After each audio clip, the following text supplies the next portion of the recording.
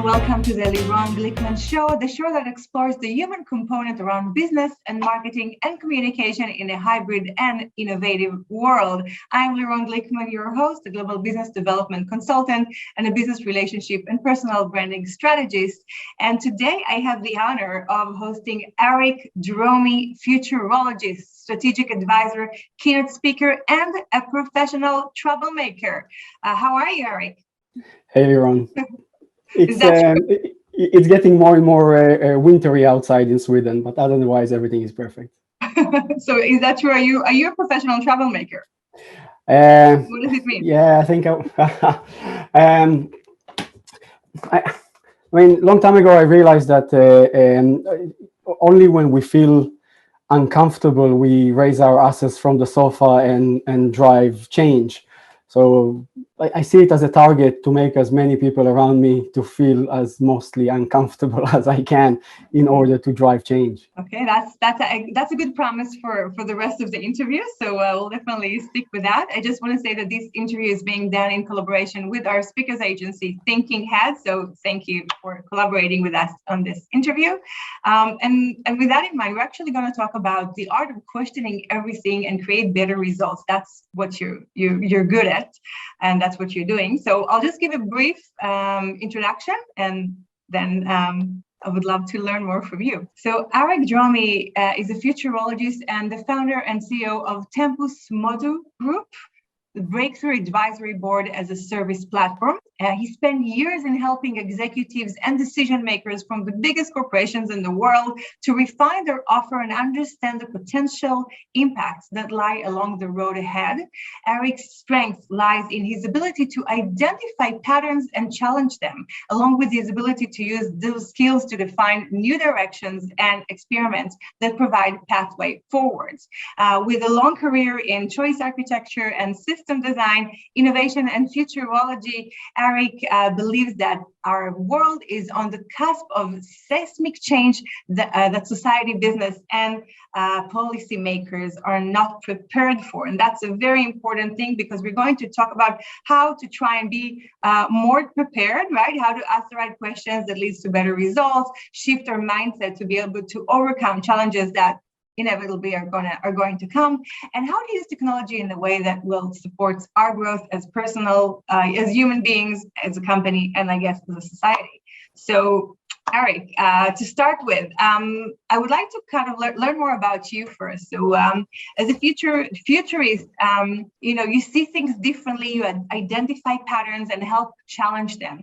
Now, you mentioned in a previous interview that you were born as a dysgraphic and dyslexic, and I would like to know, how did that help you to see things differently and down the line, of course, become a futurist? I mean, being born in the beginning of the 70s, which makes me almost 50 right now, but dyslexia and dysgraphia was not something that was openly, people openly spoke of. And as a result, I was just, the school system thought I was lazy. It's not like I was getting additional support or advice how to read, how to write better. And I found myself struggling with the traditional education systems and spending hours and hours sitting at home with encyclopedias, dictionaries, and memorizing the shape of words rather than learning how to read letters. Happened to be the case that at the age of 8, two of the first books I read was Jules Verne's All the Way to the Moon and The Clockwork Orange, which is not something I recommend for young kids to read. But these two books open a whole new world inside of me, of imaginations, and I grew up with science fictions, with the curiosity of exploring where technology can actually take us. And I think without being dyslexic and dysgraphic, without locking myself in the room trying to understand how the shape of words and landing on these two books, I would have never had this inner drive to see, okay, what can come next? What else can we do? So a lot of people think that dyslexia, dysgraphia, oh, that's a curse. No, I don't think it's a curse. Yes, I do still struggle today. Give me a completely new word that I've never seen before. I can't read it.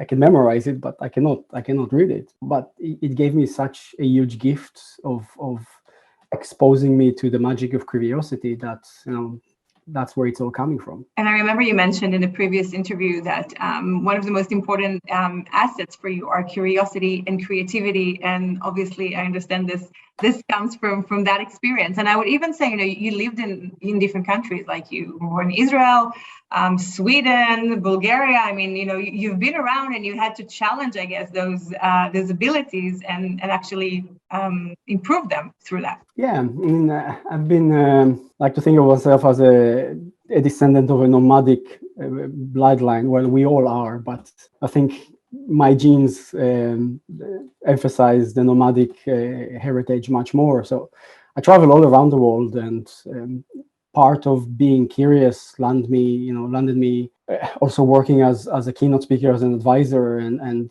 going to remote locations around the globe just to better understand the different societal structures. How do we repurpose things? I mean, we live in such a diverse reality, and I'm always baffled when politicians try to fold it into a very, very narrow mindset, which is it's insane.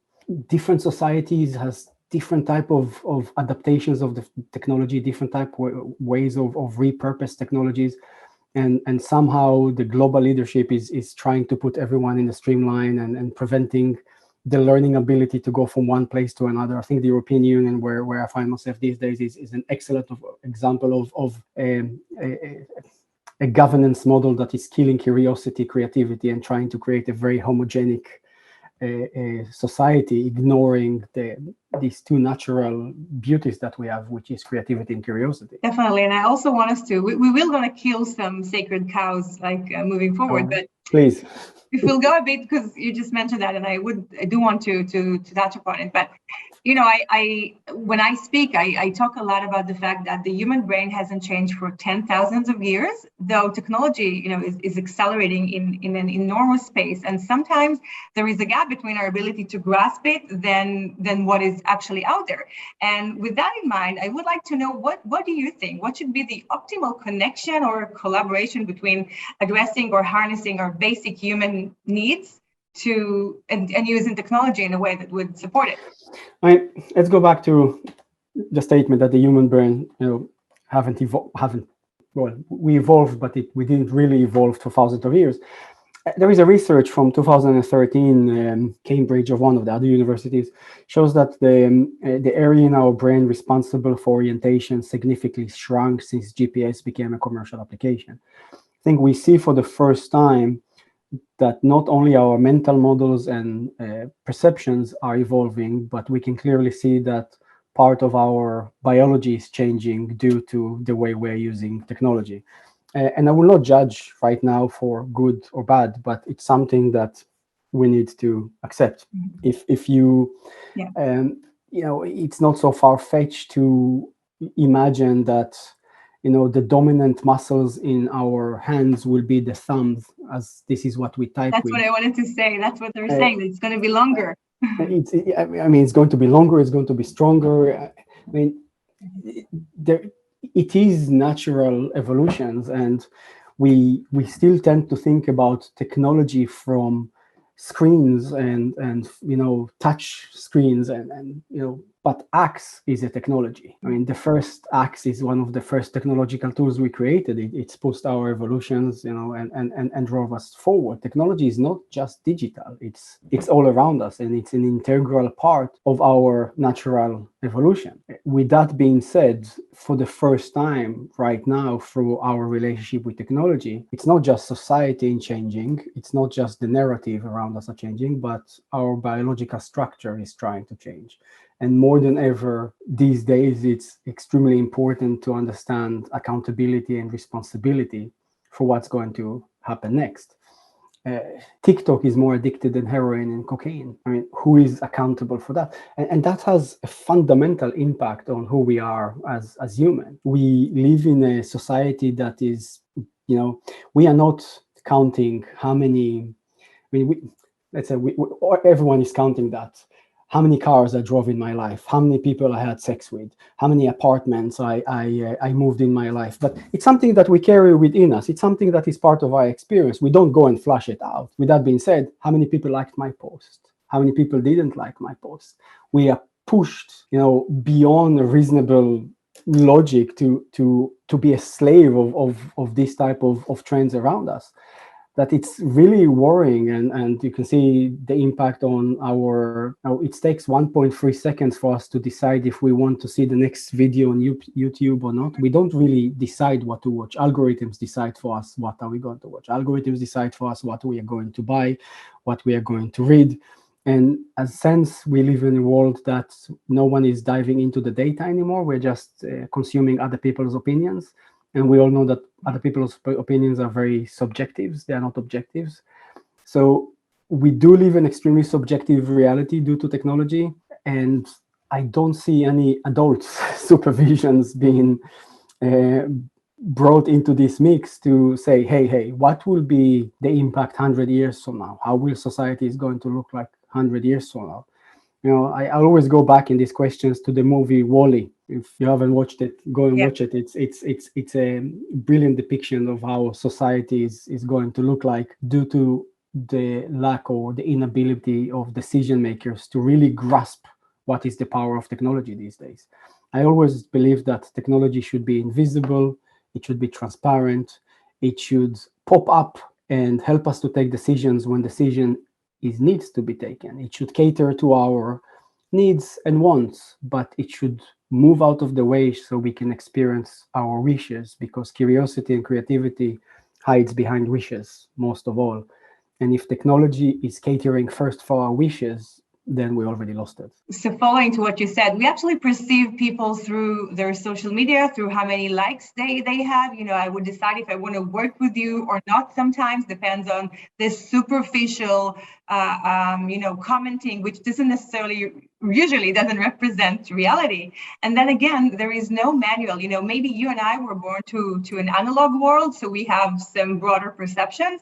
But the younger generation, all they know is screens and it's social media, and they don't have any set of rules or manual to how to deal with that. And I think that's for me, that's what scares me the most in some parts of innovation. But if you want to take it to this kind of line, so how would machines are going to replace us, as technology and innovation becomes more prominent, and where to draw the red lines, and how can we, if at all, do that?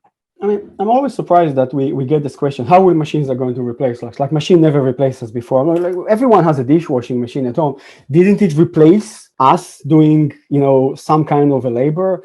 We have machines in factories for that's for the last 200 years. It's not something new. What is new and what we should focus on is where will machines replace more of our cognitive functions, and what will be the impact of such a thing. When they first introduced the dishwashing machine, it was introduced as a time-saving magic box, and it was targeted to housewives, women, because they used to do the dishes at home at that time when it was first introduced. And surprisingly, it didn't take. It didn't take because from a marketing point of view, they completely ignored the fact that that was the only quiet time that housewife had during the day to stand and do the dishes, because obviously the kids are not there and the husband is not there. That's the only time they had for themselves. So no one wanted that time to be taken away. So they needed to change the marketing approach, and suddenly it was like, it's much more sanitary to use the dishwashing because your hands cannot take the temperature as in the dishwashing. And that was the magic trick. I mean, the automated clutch, system replaced the manual gear system in the car. That was another automation. The more interesting questions to look is what happened when a car is becoming fully autonomous and you're sitting in the back seat. And when I said that, people are saying, "Oh, wait, we have a taxi and Uber is like an automated car. You're sitting in the back seat and someone is driving you." Yes, but your mental model see that it's another human that is actually controlling the movement. You can relate to that. you can infuse yourself into that situation. We have no idea what will be the impact on our mental perspectives when there is no one in the front seat. We are, from the days we have been hunter-gatherers, we have been always in control of our movement. Even if we followed someone like a taxi driver, Uber driver, an airplane driver, we have been always in control of our movement. When we are removing that, we have no idea what the implications are going to do.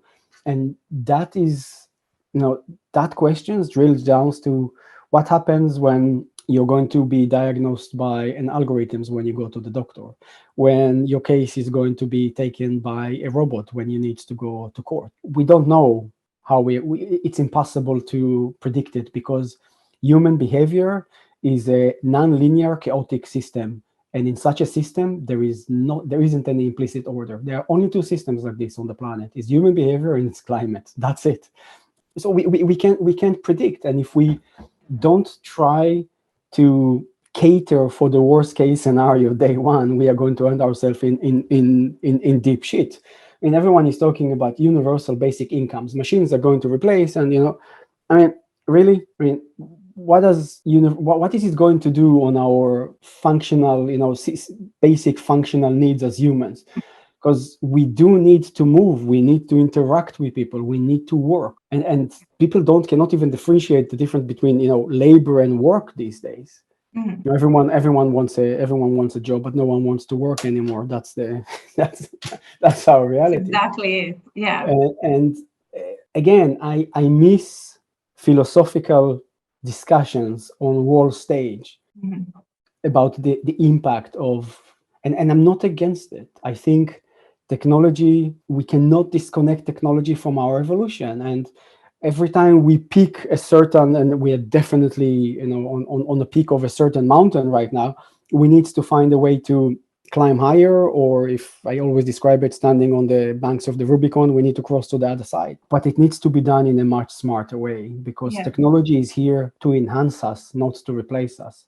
It's there to make us better doctors, better lawyers, better humans. Not a smart human, but a smarter human. Not a smartphone, but a smarter phone.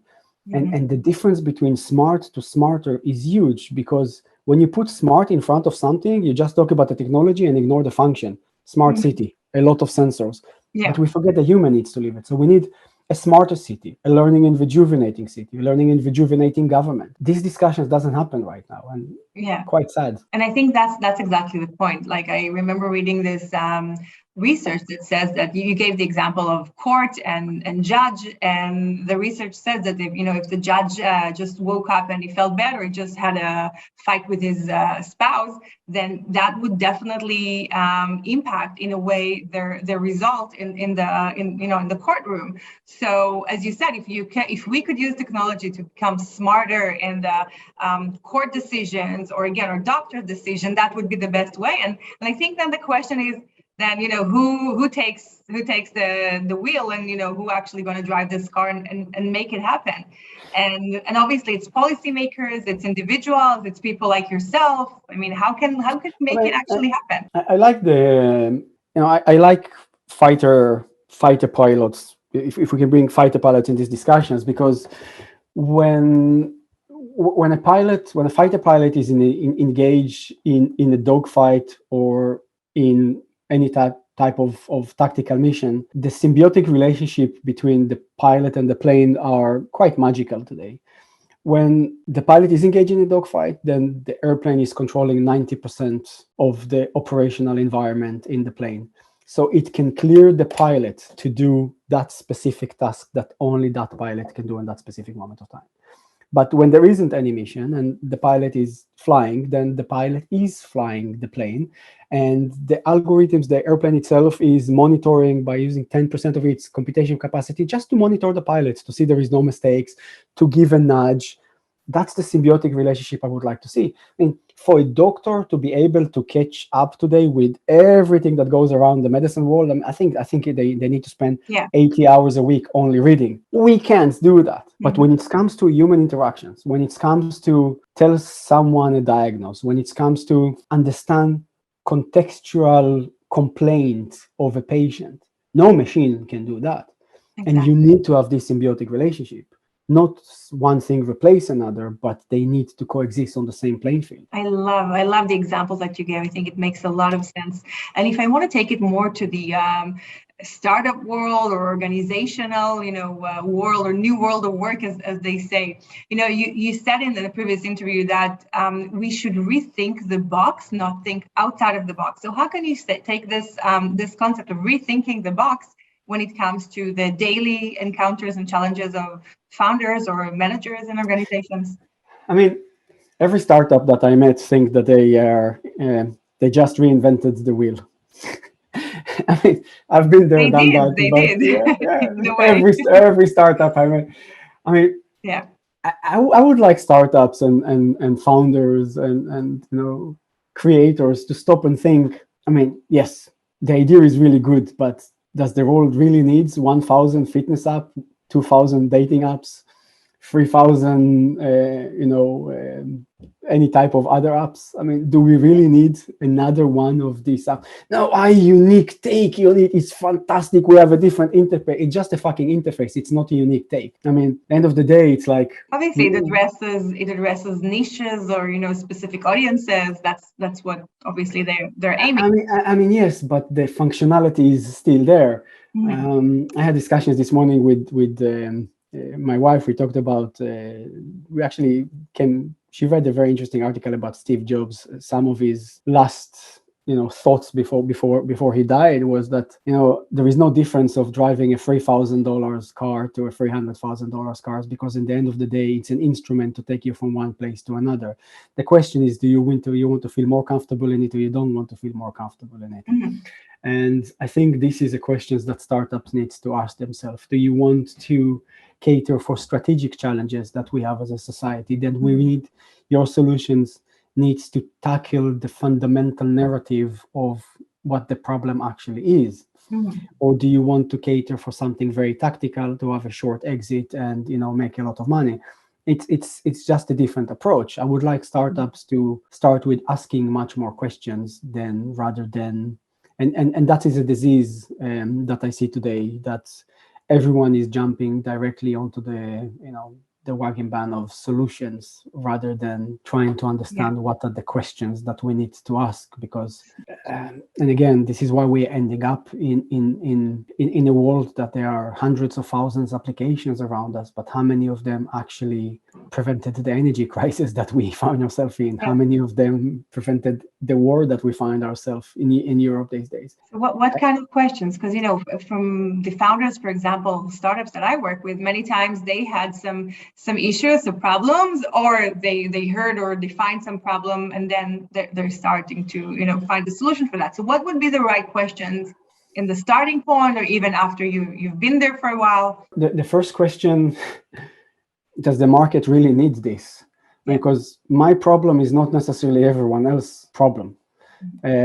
So does the market need it? Is it a really fundamental problem? Is it societal problem? Or is it a niche problem that fits 20 years old that that lives in Stockholm? I mean, I don't see these questions being asked. The second question is that, I always like to talk to marketing executives and marketing teams in general, and says like, okay, traditionally, how do we look into our communication strategy, right? We divide the world into like segments. So we always have housewives. It's still there, unfortunately. Then we go to the elderlies. Then we go to early adopters. We go to business, and then we go to teenage. These are usually and I'm like, everyone needs to sleep, right? That goes. So what is the horizontal plane of your solution? That is a fundamental question to ask before you go and put money and go to, and how this horizontal plane correlate. What is the reciprocal relationship between your horizontal planes to other horizontal planes that exist there?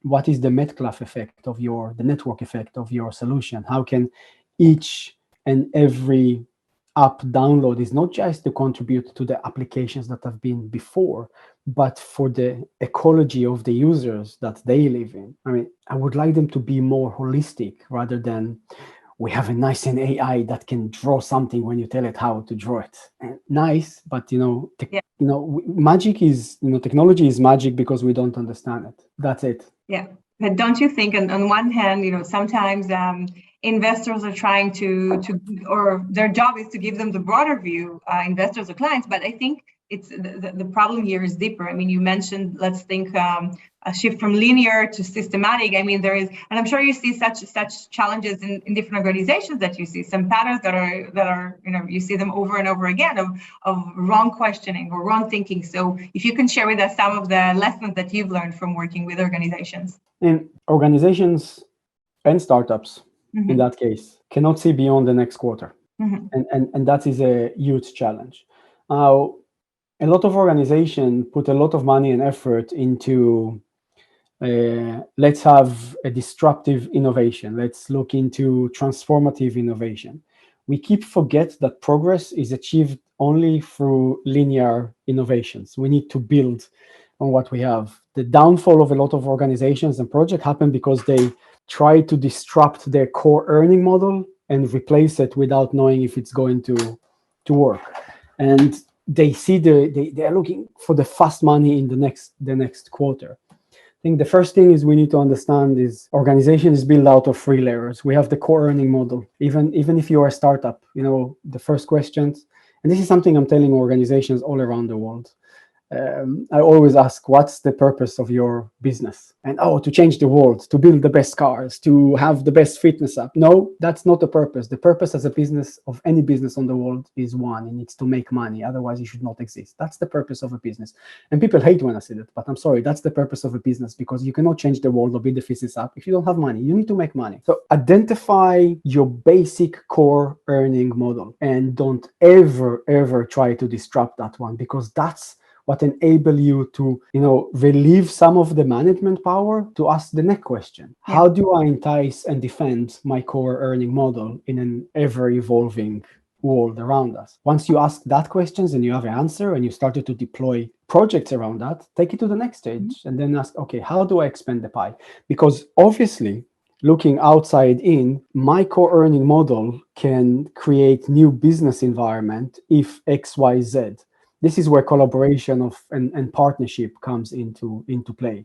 Everything I described right now is driven by a linear thinking. Yeah. If you immediately try to jump into disruptive, transformative innovation, that's great. Make few billions, run your moonshot as much as you want. But everything else should be a skunk work, because skunk work is very short time frame. You have one problem descriptions and you have one solution that can answer, that can be deployed immediately. I've seen organizations spending like 5-6 years trying to design solutions to problems that will not even occur in the next 70 years. And then when they try to deploy it, no one is even aware that this all of this money went down the drain, instead of like catering and to the how do we entice and defend the core earning model, how do we expand the pie.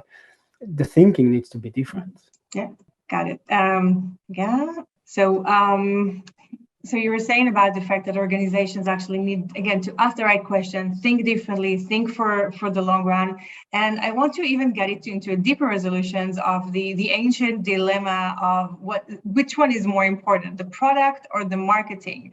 What is the best way, the best question to tackle that within our organizations to really create the best product, but also create the best marketing, not to waste time and make it in the right way? So number one, the best product simply doesn't exist. If you think that you have done the best product, don't go into business at all, because the best product is the evolution of the idea. It's the process of constantly creating and iterating and improving and understanding and daring to change and to shift. If you fall into this best product, you're going to end up like Kodak or Nokia. I mean, that's it. So it's not the best product. Yeah. I think it's there are a very tight reciprocal relationship between product and marketing. And I always laugh when I'm going into a marketing department to take a bulletproof vest because someone is going to shoot you or stab you in the back. But the old way of doing things, right? You have a group of engineers in dungeons, don't see the daylight. In Sweden, they can be outside, they still don't see the daylight. It's fine. Designing a product with, in a complete vacuum. After 20 years, they are giving it into another dungeon that is called marketing. And the people that from marketing department that have never seen that product or never knew that anyone is developing it, going around it, looking at it, okay, this is a message for this product that will be understood by the rest of the world. That's the old way of doing things. As much as I have love-hate relationship to Elon Musk, I love his marketing approach. I mean, he didn't create Tesla, he bought Tesla, so we start with that. But he sent his engineers to the streets of San Francisco, not to the entire city. He sent them to a one fucking street. He says, let's go and talk to the people that has a problem, but don't do it alone. Let's understand. Let's define the questions from a psychology and marketing point of view. He likes to sing, I don't like to spend any money of marketing, but everything he's doing is marketing in the end of the day. And they define the problem together. They design the solution together with the people. They understood positive frictions, negative frictions. And he says, guys, only you in these streets can buy this product. Screw the rest of the neighborhood. Is it working? Yes. Oh, do we need to change that? Okay, let's change it. Let's go. Okay, now let's ask the next street, what do they think about it? And after a while, the entire city has been involved, and then another city and another city, and the rest of history. Yeah. Marketing is not Google ads or Facebook ads. Marketing is a constant dialogue. If you don't have that, your product sucks. Yeah. And if you try to tell me that you have a product development team and a marketing development team, you're an idiot. It's the same team, because marketing is the people that knows how to talk to your clients, not tell them what do they need, but understand what they need and translate that into something very coherent that your engineers can actually build. One of the companies that is doing brilliant jobs of putting these things together is actually Lederman. Their marketing team. They know how to build things.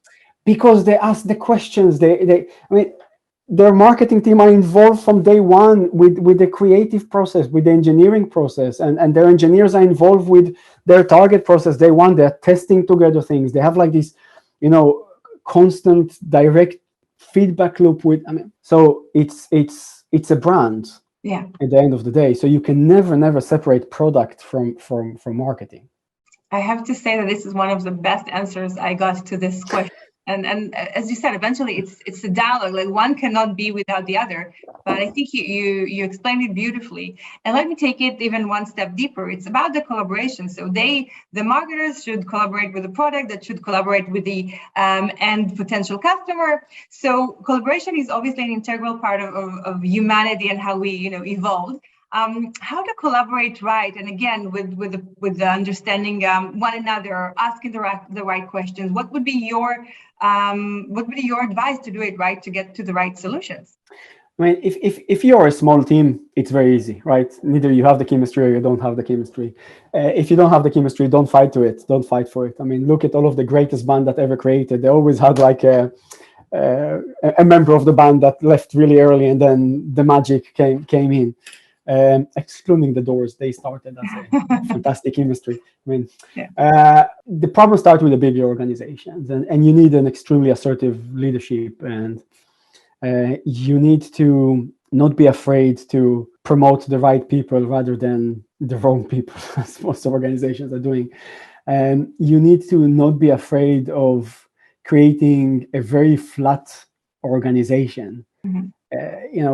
You need to, I like holocracy very much as a way of running organizations, because everyone in holocracy, everyone has a title that really reflect what they're actually doing, so you know how to ask the right questions.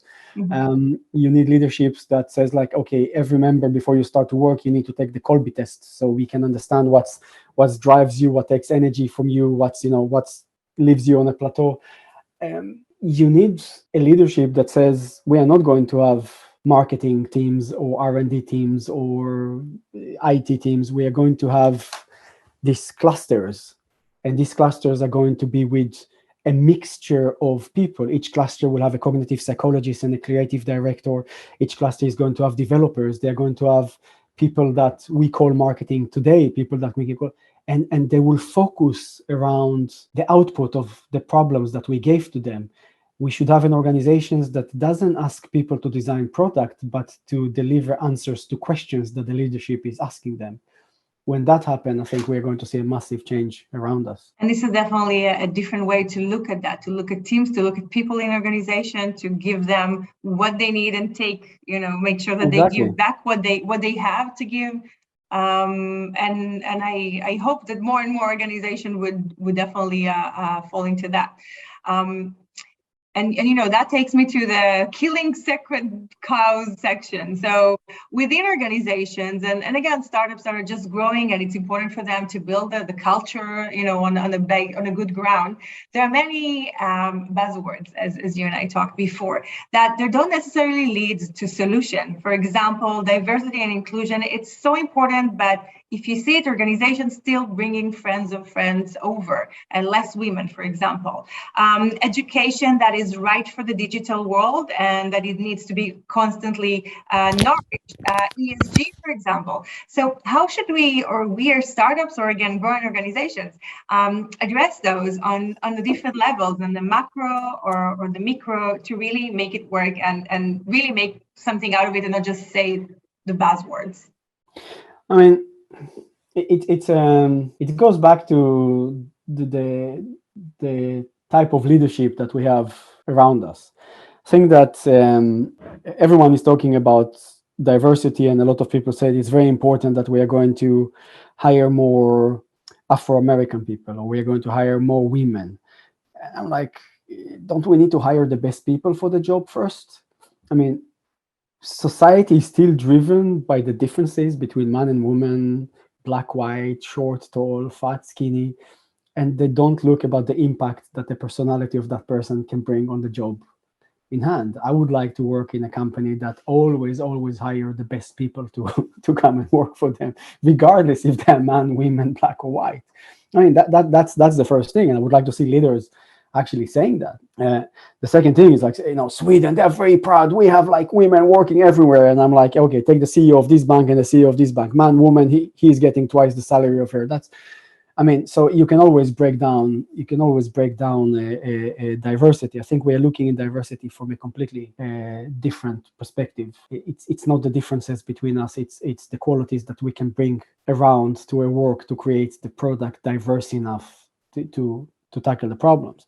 And the second part of your question is about education. And I'm always laughing about, what's supposed to be universities, the cradle of societal and technological innovation around us. These are the most old-fashioned, stuck in the past organizations in existence. I mean, that fundamentally needs to change. We are trying to teach a generation of kids to cater for the future by teaching them using yesterday rules. That doesn't work. We're still trying to create, computer engineers, we are using, Carl Sagan once says you can never look for life on other planets using yesterday's eyes, or, how we perceive life today. We still think that life should be carbon-based. And I think that's the best example for organizations. They still think that the future should be rooted in how they have done things so far. And that comes into the area of thought fixations. What exists is right, and shouldn't be changed. But that doesn't hold water anymore, because clearly we don't have generations of leaders around us that understand the importance of the challenges that we are facing right now, on geopolitical levels, on environmental level, on societal level, on technological level. I mean, when I see a member of the Senate or Congress, I don't remember asking Mark Zuckerberg, when I send an email using WhatsApp, I mean, where are your aims? Wrong question. I mean, yeah. We live in extremely short attention span reality, very superficial, and that is something that should be answered by global leadership. But we don't have global leadership at the moment, and that's extremely sad. And I don't see any changes happening to the education system at the moment, and that means we will not have a generations of kids that can actually take on tomorrow at the moment. Yeah, when you look at the Israeli high-tech scene, there is much and growing emphasis on educating kids from a young age, from school, to learn the STEM subjects, or to want to think a bit differently. But that's only if they're in the right places, yeah, the right schools. let's slaughter this holy cow of the Israeli high-tech scene. I mean, Israeli has some of the best tactical minds on the planet, and I'm emphasizing tactical mind. Yeah. Israel, from a very young age, they teach you, it's the military training from kindergarten. Strive to get contacts with the target, eliminate the target as much as possible, win every battle. This creates a generation of tactical thinkers that is second to none around the world. That's why Israel can win any battle, but it will never avoid the war at the end of the day.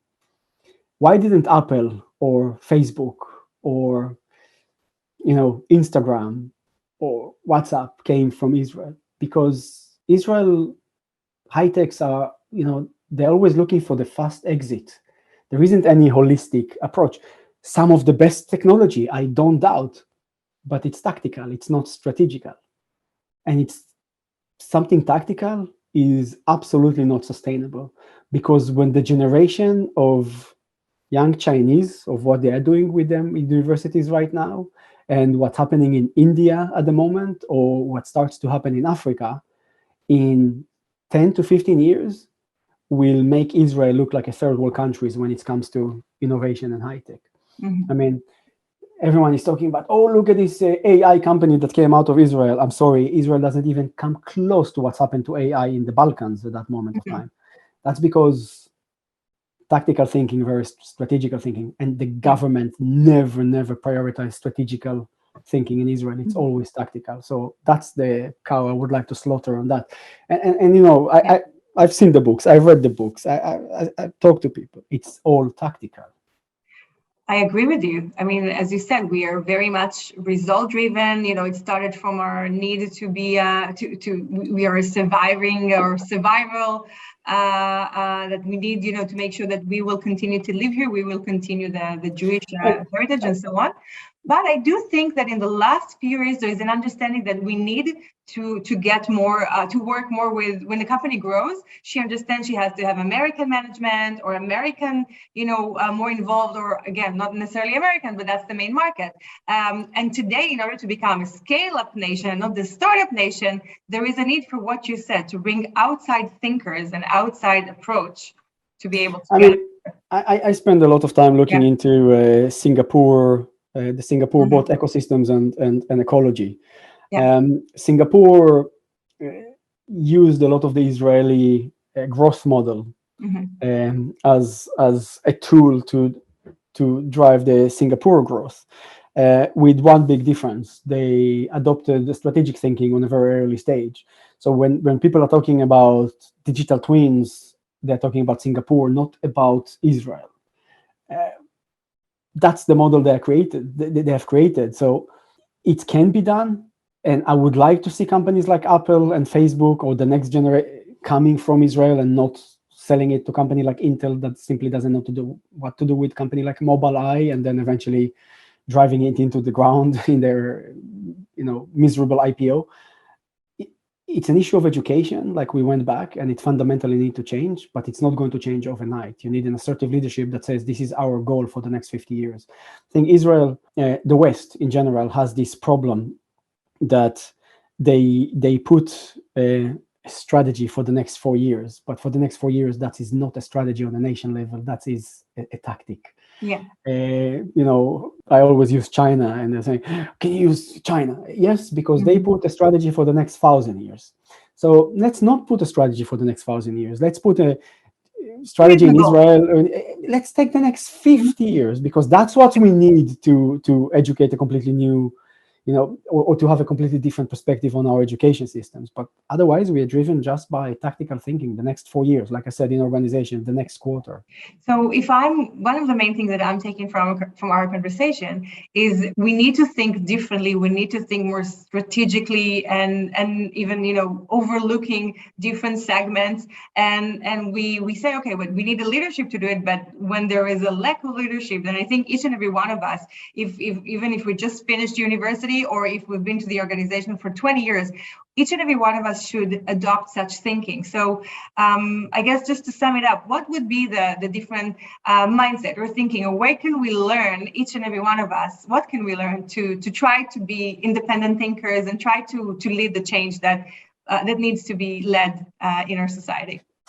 I mean, it goes back to a few minutes ago, we mentioned the idea of the sort of thought fixations. Use that to have in the back of your head and says, what exists is wrong and should constantly change. Have that approach. Challenge everything around you. Try to kill every idea you hear, every idea that comes your way. Because in the end of the day, the ideas that can survive your cynicisms or your bleak approach, these are the ideas that can hold water for the long run. I would like to have every organizations and startup, I would like to have like a bad guy that, he's the gatekeeper or she's the gatekeeper that will say, this sucks, go and do it again. No, that's not going to work, go and try again. Because eventually it will come to a point. One of the reasons that Jonathan Ive eventually left Apple is because Steve Jobs constantly tell you, that was bad, it sucks, do it again. And suddenly when Steve Jobs died, everyone told him, oh, Jonathan, it's perfect. I mean, there's no challenge anymore. And if there is no challenge, we're living in a very, very average world. Mm-hmm. So have this approach to yourself. Think that everything you do sucks. Yeah. Because by the time you cannot, oh, that's not sucks, that's really good, then you know that it's really, really good and it will hold water. Mm-hmm. So that will really help us define what's good when we make sure that we are, or people around us are, the devil's advocates in those situations. Exactly.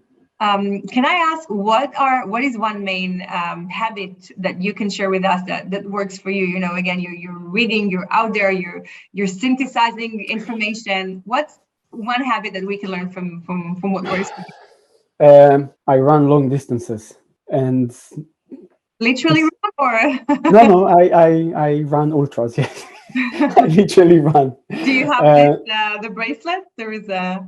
No, it's just the battle. Just a Garmin, and even that I'm giving up now when I'm training, because I learned through the years to listen to my body. I mean, the one habit that I have is to try and disconnect from everything. Mm-hmm. It took me a lot of years to learn that, because I mean, your brain needs rejuvenating and recovering the same way that your body does. And I rejuvenate my body when I'm not training, and I rejuvenating my brain when I do train. Mm-hmm. So I created this interesting relationship between the two. But try to disconnect, try to go out and spend more time outside, forget the screens for a few hours, go and take a walk. I tend to take a lot of my meeting outside when I'm, walking in the forest, because why not? You have a forest.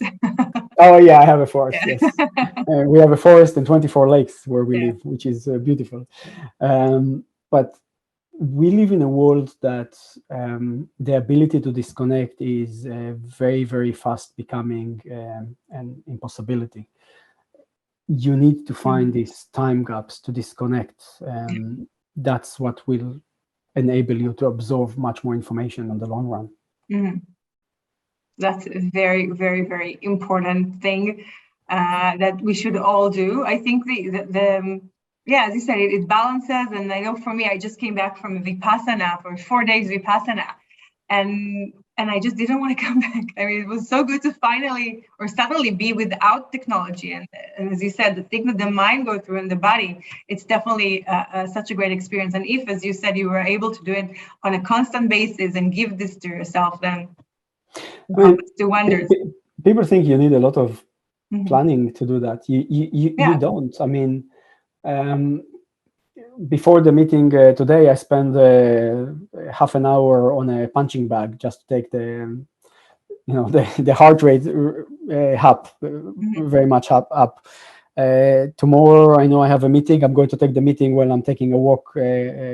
Taking few kilos in my backpack and going for a walk. I mean, it's so simple to achieve, but Yeah. you can weave it into the flow of the day, and you don't need to go for Vipassana for 4 days. You can have like 40 minutes Vipassana during a 24 hours period, and that is more than enough. Thank you so much. That's definitely a great point to end this interview with. So Aric Dromi, futurologist, strategic advisor, keynote speaker, professional troublemaker, out of the box and thinker, and thinking of the box as well. Thank you so much. It's been very enlightening, very interesting to learn how you view things, your tips to manage life and business. And I want to thank you for watching the Lirone Glikman show, the show that explores the human component around business marketing in a hybrid and technological world. If you want to connect with Aric, then you can definitely go to his LinkedIn account, your website, Aric, www.aricdromi.com, and email is speaking@aricdromi.com. The links will be just next to this video. Thank you so much. It has been a pleasure, Lirone. Same here. You're invited to subscribe to the channel, and I'll see you all next time on the Lirone Glikman Show. Thank you and take care.